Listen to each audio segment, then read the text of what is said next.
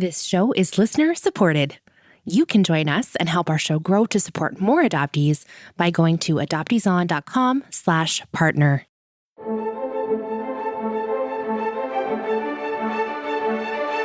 You're listening to Adoptees On, the podcast where adoptees discuss the adoption experience.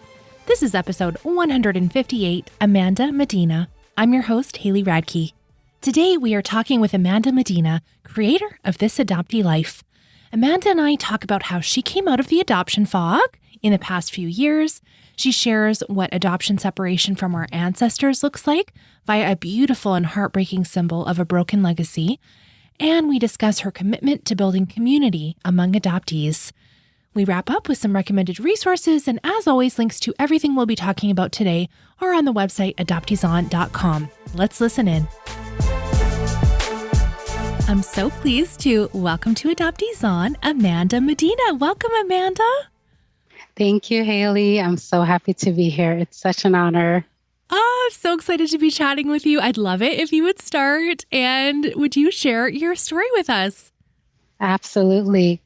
So I was born in Colombia, and the story that is in my adoption papers is that in November of 1984, an unknown woman came to a police station in Medellin, and she handed me over saying she had found me in the street and couldn't find my mother. She claimed to have had me for about a month.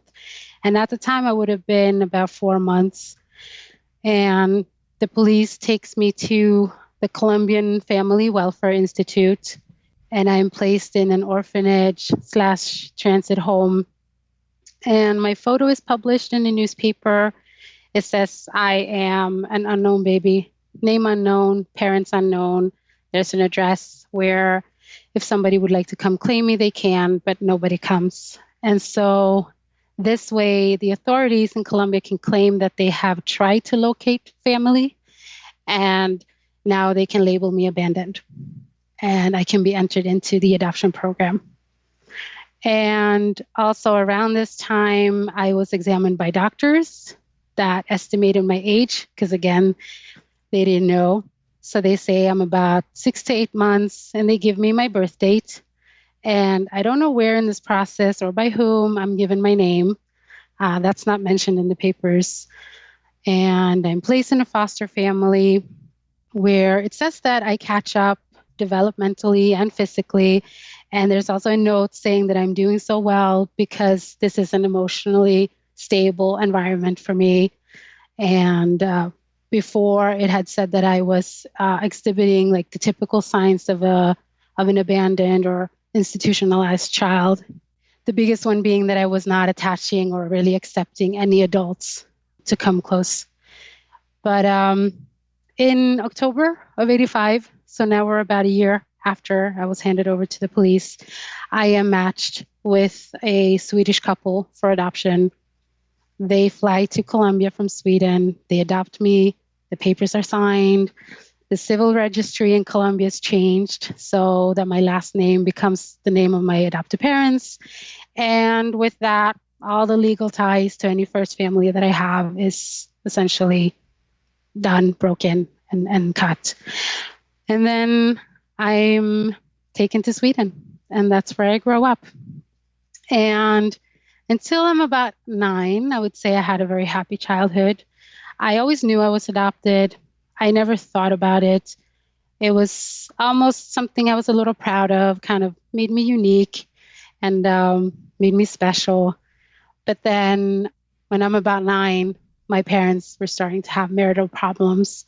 And with that, everything shifted for me. I sort of started feeling less safe emotionally. I almost felt like this wall coming up, and I was like, okay, I need to protect myself here. I can't attach too much to this. And I sort of lost trust in our home and us as a family. And I decided to distance myself mentally, emotionally, and even physically. At a young age, I decided I was going to leave Sweden and I was just going to go and live my own life. And I did. When I was 20, I moved to the US, and I've lived here since. And yeah, that's sort of the adoption story. So you can look back at age 9 and already feel like this is the time I made a plan that I'm not even Yeah. going to be in Sweden anymore. Yeah, it was, and I, for many years, I wouldn't feel comfortable saying that it was because I realized my parents had problems in their marriage, but I definitely have come to terms with that's just a fact. I don't have to feel guilty about that. I don't have to feel ashamed over that. But for many years I did. And I think that's a thing for us adoptees. Many of us carry this guilt because we have these feelings, these thoughts, questions, emotions that we don't know where they come from. We don't know that it makes sense, the trauma we've been through and all of that. So that's very much what was happening to me for many years. What was it like growing up in Sweden? I, Well, I'm Canadian, so I don't know. I feel like we have a few things in common with the yeah, I think Nordic so. countries, temperature wise. But Yeah. No, I grew up very much the compliant adoptee deep in the fog. I would tell you well into adulthood, oh, I'm kind of like the success story of adoption, meaning it hasn't affected me. I'm totally fine. Sure, we can, whatever questions you have, no problem. I'll answer them. Search for family. No, why would I want to do that? All those kind of standard phrases that we tell ourselves, or at least that's how it was for me. did you know anyone else from Colombia when you were there? Like, was adopting from Colombia common there? Did you know other adoptees growing up? So, well, there was my brother, my adopted brother. We never talked about the adoption experience. His was more tumultuous, I would say. He was sort of acting out more, and I was just keeping myself in check, which I think it's in Primal Wound. Nancy Verrier, she talks about how a lot of times if you have two adopted children in the same family, they can take opposite roles. And that's very much what happened for us. And we just never fully connected. I would say with my adopted family, all in all, it's not bad relationships, it's just very shallow. And I'm okay with that today. It just kind of is what it is. But growing up, it was hard. And you asked if I knew other Colombian adoptees. No, I did not. There was one kid in a different high school that I knew of, and we did have mutual friends at some point, but there was never a thing where, oh, you're adopted? Oh, me too. Oh, cool. How's that for you? How do you feel? What's your... No, it was more like, oh, you're adopted. Oh, okay. Yeah, let's not talk about that because that's just too heavy. That's too uncomfortable or whatever the case was at the time. I don't even really know.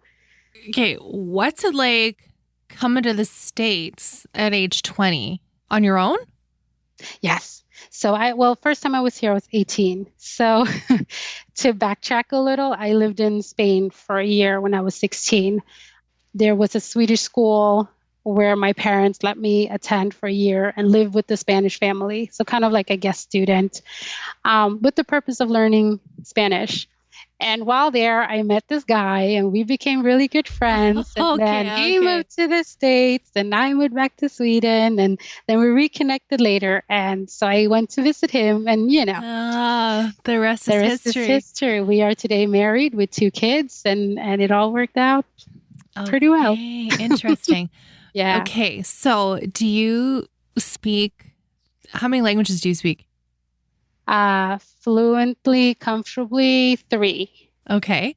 Yeah, I just did a podcast that released yesterday in Spanish. That was the first. But Swedish was the language I learned. Like that's, I guess, my native tongue Yes. in the sense that that's the first one that's my first language. And then English and Spanish. So were you learning Spanish even as a child, or was that something that you learned as a teenager? Yeah, as a teenager, I did not know any Spanish growing up. And in the beginning, I would speak like a Spaniard, not like a Colombian at all. And to this day, I don't really have the Colombian accent. So, yeah, I got the language, but I still wouldn't fit in if I went to Colombia. I would be made on spot as soon as I open my mouth. Oh my word. I'm just picturing the in Canada, we have a province, Quebec, and they speak French there. And so when then they go to France, it's like, well, this isn't French. This is not right. Like there's that barrier. So that's so interesting. Wow. Sweden. Okay. But you were out of there. Now, I've seen a photo that was shared on a blog post, and it's the photo of you as a baby in the newspaper. Yeah. Where did you get that? And what's it like for you when you see that? So my adoptive mom, or my mom, gave it to me. She has she gave it to me, so now I have it, but she had the original newspaper, like the actual page. And then it's also copied into the adoption papers that I've been given since I asked for it. They gave it all. So they're very supportive in that sense that my adoption papers were always available to me. I just never wanted to look at them. I never wanted to read them until I was starting to dig into it. But yeah, when I see that picture, I look very sad. There's two girls sitting next to me, and I think they look kind of neutral, or I don't think any of us are smiling, but I definitely look very sad, like ready to cry. And in other pictures too from that time, I feel like there's this serious face, and I try to look at it and kind of I wonder what I was thinking, like, because I was obviously going through a lot in that period. It's quite a stark, shocking image. Yeah. There's, two adults' hands kind of propping you guys up because you're babies. You can't even sit up. So yeah, it's quite a shocking photo. Mm-hmm. So you said something there. What does that mean when you're starting to unpack things, starting to look at what's happening for you? So like I said, well into adulthood, I was very fine with everything. And then, as is true, I think for many of us adoptees, once we have our own biological children, something happens. There's a little switch. At least it was for me, where all of a sudden, this is the first time I can feel and really understand the importance of a biological bond, what that is, that it is truly unbreakable. Like, it doesn't matter if we have a fight. It doesn't matter if we say we will never speak again. That bond is there, and it cannot be physically broken in a way. Just seeing so clearly my daughters, like, this she got from me, that she got from her father, and just kind of over time realizing there are people out there, there are people in Colombia with whom I share that, right? And then I never shared it with my adoptive family, obviously. And so that contradiction and that kind of just weird place to realize that. And then also, I think what really bothered me was not being able to provide medical history for my daughters. That's where I realized that my story isn't just mine. I can reject it for myself. I can say I don't have an interest in knowing, but in doing so, they won't have access to half of their story. And I'm not sure still to this day exactly what I will do, whether I'm going to go full mode searching one day. I haven't yet. If it will be enough that we reconnect with just learning about food and music, culture, going to Colombia, that's still a decision in the making. But just realizing that. And then my husband had around the same time started saying, there are these DNA tests coming out. Would you want one? And I said, no, absolutely not. And he could not wrap his head around how I would not want to know. But, there are people out there, like, you don't want to find them? And said, no, don't even ask me anymore. And he didn't. He respected that. But then little by little, like I said, and there was a specific interaction in a text message with a person who I was connecting with on Facebook over something completely different. But I told her I was from Medellin. I told her my last name in Medellin. And she says, when my best friend is from Medellin, and that's her last name. And we're leaving IKEA as I get this message. I'm in the parking lot about to load my kids and all this stuff in. And it just clicks. I go, I have real biological family. Like, there are people in Medellin that have my last name, whether it was my last name for real or not, but just in that moment. And I go home and I say to my husband, okay, buy the DNA test. Let's do this. And Can I just and stop you? also, yeah, for sure. It had to happen in the IKEA parking lot. Oh yeah, the Sorry. Swedish This is store like in the very. US. Yeah. That is funny. I never even thought of that. But yeah, that is definitely kind of a funny point to the whole situation. And then, yeah, in the same process, I found a group on Facebook. So I was like, you know what? There must be other adoptees out there. I looked for a group on Facebook, adopted people from Colombia or something, and I found one, and there were 1,500 members. And this is where I was introduced to adoption with language like trauma, corruption, first mothers. I heard stories of fellow adoptees that had reunited with their family in Colombia and found out that the mothers were lied to. The baby was either kidnapped, the mother was lied to in the hospital, told that it was a stillborn girl, and then it turned out it was a boy. And that was said just to erase traces and make it harder to look and all that stuff. And reading my own adoption papers, realizing there were no names in there and starting to doubt, like, is this actually my story? How come they didn't bother to put details? It's a very generic story. Hearing from others having very similar, if not the same story. And so it just, Pandora's box flew open. Once you see that stuff, you can't unsee it, right?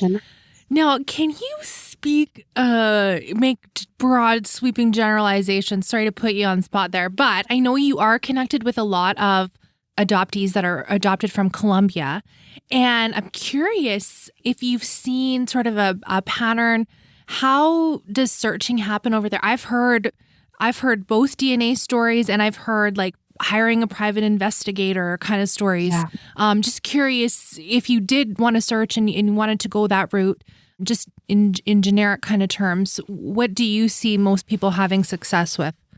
Depending a little bit on sort of which era you were adopted in. So 70s, 80s, there aren't going to be, like, there will be more stories like mine where there's no identification of a mother. There might be a very generic story lacking details. And so for us, it would be DNA, possibly a private investigator. I know a lot of people do that and sort of combine the two. They might find somebody and it seems like, okay, the story matches. Let's do the DNA test to confirm. If you were maybe adopted later, like in the 90s and on, I think they did put stricter laws, stricter regulations on, needing to have signatures, or at least, like, it's called cedula, which is sort of the identification number of a person for the mother. And there tends to be more information. And some people have even been able to just find via social media relatives and then confirm with DNA test. But yeah, 70s and 80s, for us, it's harder. It's definitely harder. And it was a time in Colombia, without going into politics or history, it was, a time in Colombia where things were tumultuous and there was a lot of corruption. And then, Sweden has one of the biggest adoption agencies in the world. I think it's the second largest that they facilitate. And Sweden is the country with the highest number, from what I've heard, the highest number of international adoptions per capita. And they didn't necessarily do their job, so you can't just blame the first country. So there's definitely, there's a lot there to unpack. But yeah. Oh, yeah. Oh, yeah. What a tangled web we weave. Yeah. Okay, so going back to your personal story, did you buy the DNA kit? Yeah, we did. And but I have not been able to find any close matches. The closest is second to fourth cousins, which, once you find that, if you've never had that before, that is, I have a cousin, I'll take it. I don't care if you're like, 1%, but it's that one little percent of drop of blood that we share. We're cousins, we're primas, we're primos. Mm-hmm. So yeah, I connected with a few and stay in touch with some of them. Okay. Yeah. I want to ask you about another part of your story that you mentioned, that you were literally guesstimated how old you were and given a birth date. Yeah. So that I always knew. I can't say how or when, but that was always sort of just a matter of fact. And I think it's one of the things my parents did do right, because it meant that I actually got to claim that day. So I never wondered, oh, is it that day? Is it not? I didn't have that. Some adoptees, once they read their papers, having thought their birthday was a set date, and then they realize it might not have been that date, or in fact, it wasn't. And then that's adding to the identity crisis of coming out of the fog and the grieving. Now it's yet another thing to grieve. I didn't have to go through that. So for me, it's worked out in my favor in the end. But yeah, it's definitely growing up and being a teenager, and everybody's reading horoscopes and, oh, what sign are you? And it was still there. It was still something that on some levels, a reminder or something that bothered me a little bit, but not so much adding to the coming out of the fog dilemma. And in that sense, that other adoptees, I know many really, really struggle with their birthday. I don't know why I don't know why I'm just stuck on it. Like, Mhm. just knowing that, oh yeah, the date on my driver's license, like it's just like an estimate of my birth date. Like it's just kind of, Yeah. I don't know. If even that, because honestly, at this point, I don't trust a single thing in my papers. It's just that's the story I was given, and that's why I've started adding that when I introduce myself and when I tell the story. It's like in my papers, it says. I noticed that.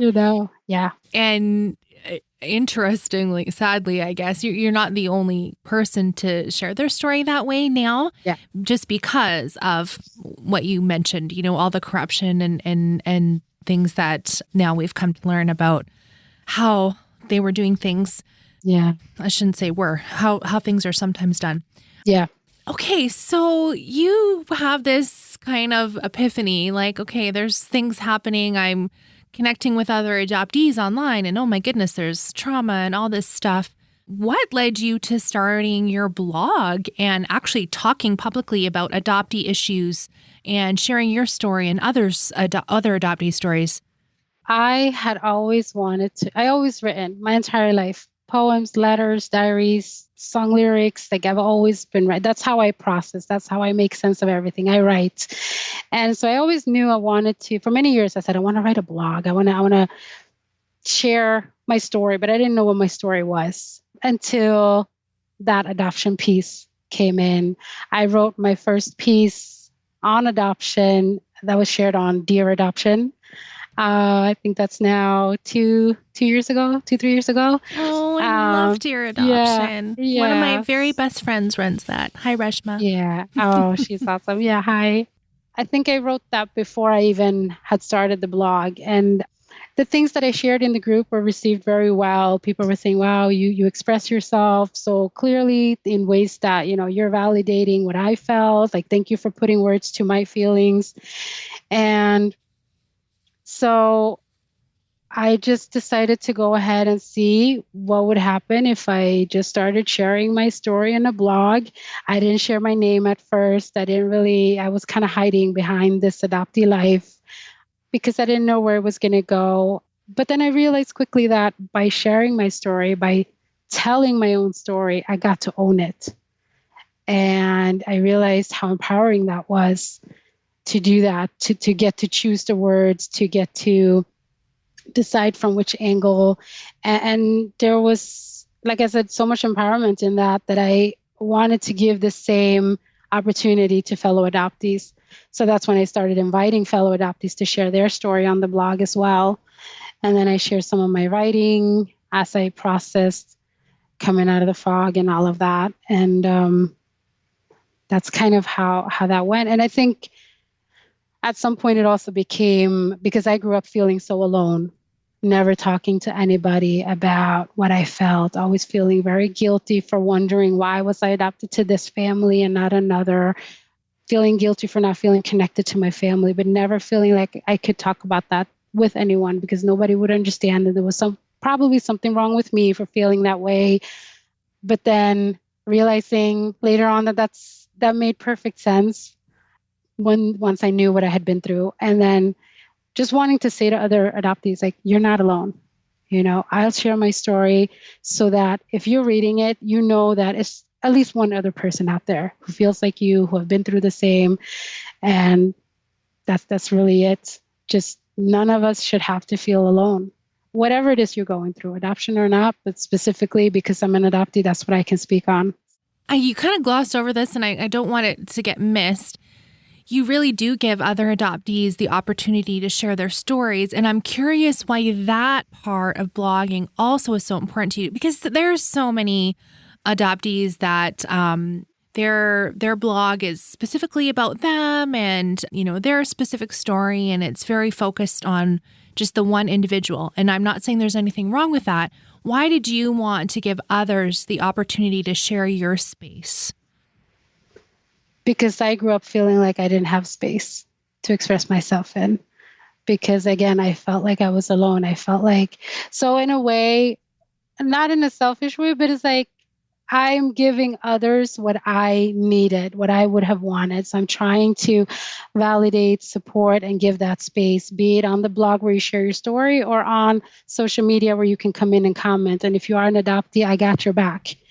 If you're contacting me and you're an adoptee, I prioritize replying to you before non-adoptees and that kind of thing, because having pushed our feelings aside for years and years and years, feeling like either we're gaslit or we're not validated or we're told to just feel differently, I'm here to say, no, you don't have to feel pressured for anything, and I got you.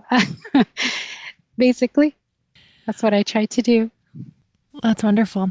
I've also seen you share that family preservation is very important to you. Yeah. Can you talk a little bit about that? Why things kind of shifted for you there? So I think a lot of us adoptees but then society, we cling to this positive narrative of adoption and not realizing that a lot of times adoption is not the only, if even a necessary, alternative for children who find themselves, be it in foster care or whatever it may be. But, adoption is, what is it they usually say? Adoption is a permanent solution to a temporary problem. A lot of times there might not be a need to cut ties to your actual family or your first family. I try to put into question and really let's examine adoption, the concept, how it's carried out. Is it really such a good thing? How can it be harmful? Because it can be. What's the support that's needed out there? And so family preservation was presented to me. And now later on, legal guardianship, I've heard about, where a lot of adoptees will say, when people ask, well, what's the alternative? Well, legal guardianship can be an alternative. I have to look into it more. I can't really speak on it, but that's come up a lot of times. When people connect with you to write on your blog, I'm curious if you have any adoptees that you might say, I think you're still processing a little bit of foggy things. What are your thoughts on, sharing space for all the adoptee voices? Because, we do sometimes talk in generalizations about, most adoptees feel this way or most adoptees feel, but really we've had everyone has had a completely individual, unique experience and has thoughts and opinions in all kinds of matters that are different. Yeah, no, for sure. And that's why I am actually very careful not to use absolute language. I don't say adoption is or not, or I do use language many times. It may very well be many of us, or I'll base it on my own personal experience and just say, hey, but I know I'm not the exception here. I know there are others like me. So that's one thing. And then most adoptees that have shared, I have not shared anyone who has reached out, obviously, because I stand by my word. It's for all and every adoptee. But so far, I think I'm very clear in where I stand. And so it's been adoptees who feel like, okay, here's someone who will listen to me, validate me, and will share my story. This is a space where I can. And I've had some say this is the first time I share my story, and that they've read the blog or seen my social media posts and say, you've sort of helped me feel like I can tell my story, which is such an honor and so humbling, because that is exactly what I hope to do. So it's a mutual thing where we're in this. That's what I say, right, in my post, to all my fellow adoptees. P.S. We are all in this together. But yeah, then there are some who contact me but you said this and I don't feel like that. And I say, that's okay. I can't ascribe an experience to all. I'm not invalidating your happy story with my struggle, but there's room for all of us to share our truth. We have to respect each other, though, all around. That's how I look at it. No kidding. I think there's some people might need reminding that we should all be respecting each other, especially lately. Seen some nasty things. Yeah, there's a lot going on all around, I feel. All over, yes. I know we're not always going to all get along, but I do feel some respect is missing occasionally.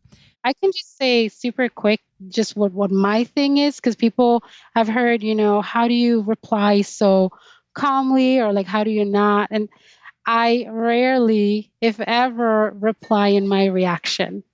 I'll read these things and things will trigger me left and right. I'll get upset. I'll get angry. I feel like, I want to just throw my phone out the window. That's how angry I get at what I read sometimes. But that's not when I type my answer. That's not when I reply. Instead, I'll process it. I'll think on it. I might write something and then I might go and edit, not to silence myself, but just if I want my message to come across. I don't know about you, but I don't respond to attacks very well. If somebody comes at me, I won't necessarily be, oh, okay, yeah, sure, we'll do it your way. But if you want to introduce some ideas, sow some, throw out some seeds and watch the plants grow. That's kind of like how I look at it. The change is going to happen over a longer period of time. It's not going to happen overnight as much as we want it to. Well, I will often ignore that stuff. That's okay. and that's just what works for me. Oh, totally. But that's my method of self-preservation, to keep me in the work, because from past experience, I have seen that I can put a lot of effort into replying to someone, and I think I am being as gracious as I can summon up, and filled with facts and all the things, and bring them to the table and be shut down again. And absolutely. I'm I don't know if you can tell this. I'm super sensitive. Sometimes, a lot of the time. And so that's kind of what works for me. But I do appreciate that you are willing to have those hard conversations. And I've seen that in a lot of adoptees lately that are, especially, we'll talk a little bit more about this during recommended resources, but adoptees that are open to having a conversation with adoptive parents or with first parents, prioritizing the adoptee voice, but yet still teaching out of your adoptee experience. And if you're going to listen, then I'm going to teach you. And, maybe we do have a conversation back and forth. So I appreciate that, because not all of us are willing to do that. Well, it's been a learning process too, because, when I first came out of the fog, having gone through what I had gone through, having realized what I had realized, and just essentially having just completely broken down to, I call it, I had my eat, pray, love moment where I was just, on the kitchen floor crying and just ran out of tears. And I was like, I don't know how I will ever come back from this. This is it. Like, I'm sitting in this dark hole and I'm going to be stuck here. I've lost myself, the person I was before, and I don't know how I'm going to build her back up in any kind of way. But I did eventually. But when having gained that strength, at first I was, you mentioned adoption. I'm ready to give you a 2-hour lecture on everything that's wrong. And just, you think No. I'm going to tell you about this and that. So I've been there too. I definitely have. And I've been anything from kicked out of groups to blocked from people. And, I've gone at it that way and it didn't work. So then I had to reevaluate. And I also learn when is it even worth answering. It's not always worth answering.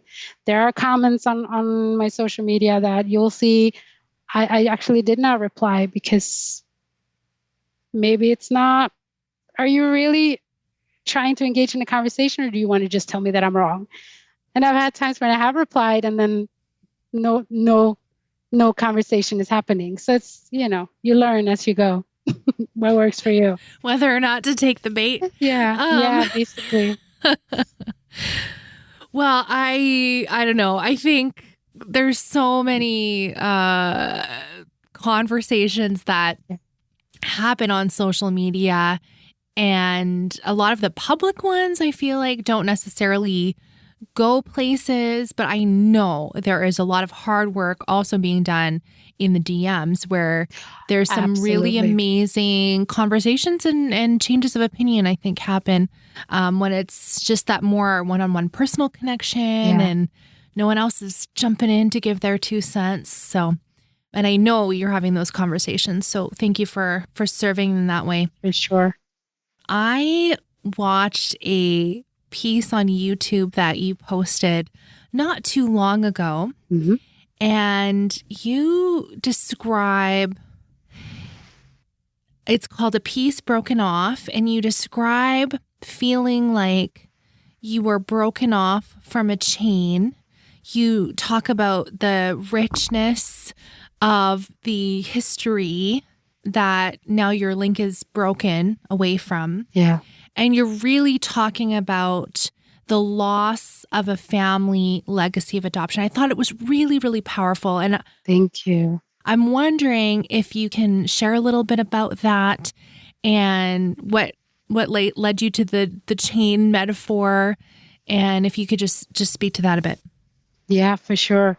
So I had said in one of my early posts, I remember saying that I realized that as the adoptee child of a couple who were not able to have biological children, their family line, I will not be carrying on their family line, right? And also, again, being an adoptee child with no information about my first family, it also falls on me to sort of start a new family. Like I am now the roots of a new family tree. So feeling very in between there. And then this specific piece that you're referring to came out of somebody shared in a group that I was in a poem read out loud by two Mexican American girls who had written a poem celebrating the rich heritage of the Latina women before them. Their mothers, their grandmothers, and how they were these strong women in their Latina, just being in their culture, in their origin, in all of the ancestry. And I just felt like that should be mine, right? I was born in Colombia, and I know there's so much richness in that country in terms of culture and heritage and ancestry and all of that stuff, and I have no access to it. So that's where I felt like I had been just plucked out of the ground and placed somewhere else, somewhere where there is no tree for me to attach my branch to. So that's kind of where that poem was inspired by and came out of. Beautiful. Well, before we do recommended resources, when I ask guests on, and we always have this like few minutes ahead of time before we record, and one of the questions I asked, and I asked you before we started, is do you have preferred adoption language? Because I like to be respectful of the guests, and oh my gosh, how many first, birth, bio, natural. We could go, I don't know, I'm probably missing a few there. But I always do that to be respectful. And one of the things that you had mentioned to me earlier is that there is a difference between positive adoption language and honest adoption language. And what I said was, do you have preferred adoption language? I'm curious if you would like to share a little bit about that, because we've seen some kind of hot button topics on social in the last even few months, I think, about positive adoption language. Yeah. So what I love linguistics and I love sociology. And so language is extremely important to me. I say that one of the ultimate ways to sort of control people and shape their reality is but via language, right? You tell them what words to use, and that then reflects in their mind. So when people talk about positive adoption language, first of all, we got to see who are putting out a positive adoption language. Who is that for? It's not necessarily for the adoptees. We are not the ones that say, oh, we want to be called blessed. We want to be called chosen. We want to be called loved. That comes from the agencies. That comes from the adopted parents, because that fits their narrative. That allows them to feel that they're doing a good thing, that everything is to be celebrated and there are no problems. Meanwhile, I made a post again early on Instagram saying, no, I was not chosen. My parents were chosen. It even says in the adoption papers, we have the pleasure of informing you that you have been selected to adopt this child. I was available. And I'm okay with that language because that actually reflects the truth. So that's where honest adoption language comes in. This way, I don't have the pressure on me to feel lucky or blessed or fortunate or grateful. So I think it's really, really important for adoptees, because that's where we will find the space to explore our true story, our true experience, and own our feelings, because we should. We deserve to process what it is that we've been through. We deserve to know that losing your mother doesn't matter what the circumstances are. Losing your mother at any age is traumatic. And that's something that needs to be processed, healed from, however you want to put that. But so that's where I feel it's so important to talk about honest adoption language. And that's not going to be easy adoption language. That's just going to be honest. That's all that I'm saying with that. Truthful and honest. And that's where we will hopefully be able to make change and actually approach the adoptee experience for what it is for many of us. Not all, but many of us who need that support, who need to know that it's okay to struggle. Thank you. Okay, let's move to recommended resources. And we've already mentioned, Amanda, that you have the blog, This Adoptee Life. And I love that you are sharing your own story. You've got like a whole ton of posts sharing your story and going more in depth than we did here today because of time. What is that? And I've attended some of your lives on Instagram, and what I really appreciate about you is your commitment, looks like from the outside, to community building and really connecting with other adoptees, bringing them in. There's, pockets here and there. We see lots of different Facebook groups and things, especially the really huge groups. It's hard to connect really in person with adoptees. And so I really am thankful that you are building your own community and gathering together adoptees. Thank you. It's really important work. The other thing I wanted to mention is Amanda has a mantra. Oh, you got it. I'm showing it to her on video. You can't see that, but you can hear me crinkling the paper. Maybe not. Maybe my editor's just too good. I'm just going to take it out. I'm doing it extra for you, Jen. I'm not gonna read it out because I want you to go to Amanda's Instagram, and she's got it there in a couple places, and I think it's also on your blog. But the very last thing you say is, I belong on this earth. Yeah. And to me, even as you share it through the interview, and, I got stuck on the fact that your birthday is fake. Yeah. And, you have no idea where you were for, your first months of life. I just thought, man, to ground yourself in that thought, I belong on this earth, is just so powerful.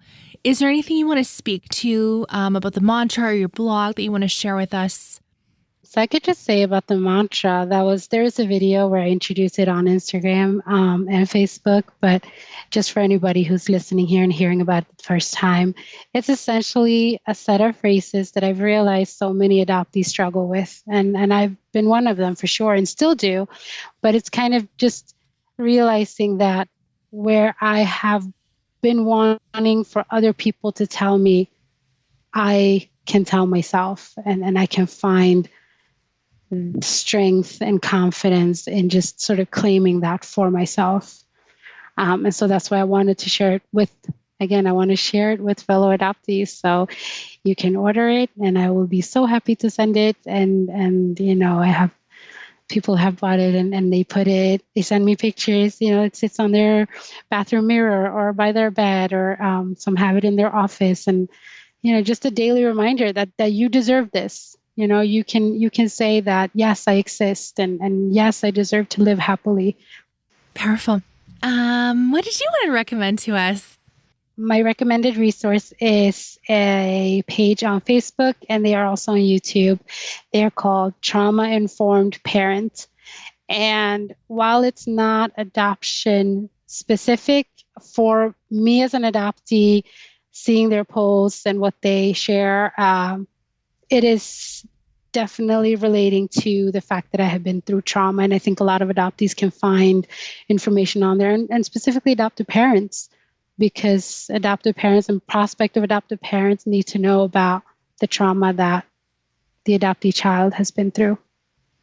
And I think, what I've learned so much from the therapists that have been on the show is that we can kind of re-mother and re-parent ourselves, especially when we have an understanding of trauma. Yeah. And sometimes, I don't want to talk down to us, but sometimes it is easier to learn about it from an adult looking at a child's perspective at first, when we're kind of first learning about it. So I really like this. I'm really excited to check it out. I'm so glad you brought it to. I hadn't heard of it before, but I'm going to go check that out as well. So Thank you.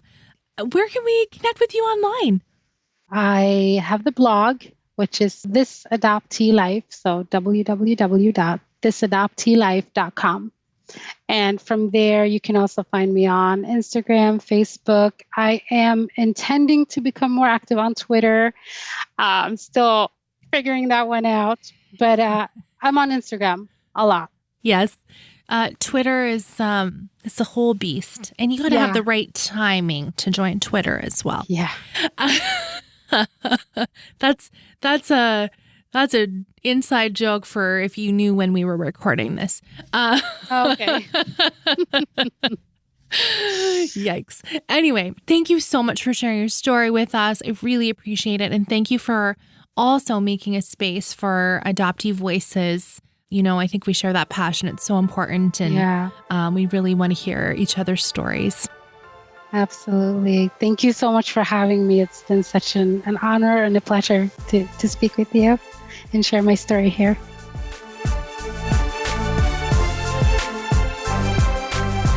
One of the things I really appreciate about Amanda and so many other adoptee bloggers is that they are willing to share their platforms with us. And so if writing has been on your heart and you haven't, built up a platform for yourself yet, you want to just kind of dip your toe in and try things out, that's what Amanda did to start. She wrote a piece for Dear Adoption, like she shared with us.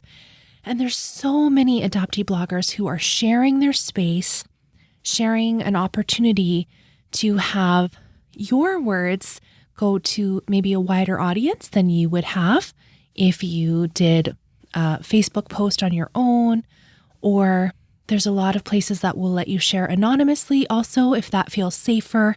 So, we've got November, National Adoption Awareness Month coming up, and I always feel like adoptees are working their hardest to be louder during November than everyone else, and our voices often get drowned out. So if you've been kind of thinking, maybe I have an idea that I want to share with the adoptee community, or maybe you just want to get some feelings out, this is a good time. There's a lot of different people that are accepting guest posters right now. So I'd encourage you to kind of look around, see who's accepting posts, make a connection there, and write something. We want to hear from a variety of adoptee voices, and maybe we haven't heard from you yet. So if you want to, I would really encourage you to do something like that. And I've always said that one of my most sad things about making the podcast is that I couldn't possibly interview everyone who listens. I just would run out of weeks and time. And so this is a really great opportunity for you to share a part of your story, perhaps. Maybe it's something that you've really wanted to come on the podcast and weren't able to. This is a great way for you to start out sharing what the adoptee experience has been like for you. So there you go. There's your little push. If you needed a sign, should I write something? Yes, you should write something. Okay, I really have enjoyed talking to so many really incredible adoptees lately. It's just been wonderful. Now, our next 2 episodes coming up are a little bit more of somber topics. We're going to be talking about Adoptee Remembrance Day with Pamela Karanova, and there's going to be some opportunities for community input. I will be putting some details out on Facebook, Instagram, but my Patreon supporters knew about it first, and some of them have already gotten on and gotten to work on their submissions. So if you want to hear about those things first, you can go to adopteeson.com/partner to find out the details of how you can join Patreon. And, there's lots of bonuses over there. There's another weekly podcast called Adoptees Off Script that is unfiltered Haley, much to the chagrin of my co-host sometimes. No, we have a lot of fun over there. There's a secret Facebook group just for adoptees. There's other levels with other bonuses, and there's some really fun things coming up. I know I keep saying that. It's coming. I promise. I'm working on it very hard. But I'd love to have you over there. Adopteeson.com/partner helps sustain the show, helps keep the show going and growing and supporting adoptees around the world. Okay, I thank you so much for listening, and let's talk again next Friday.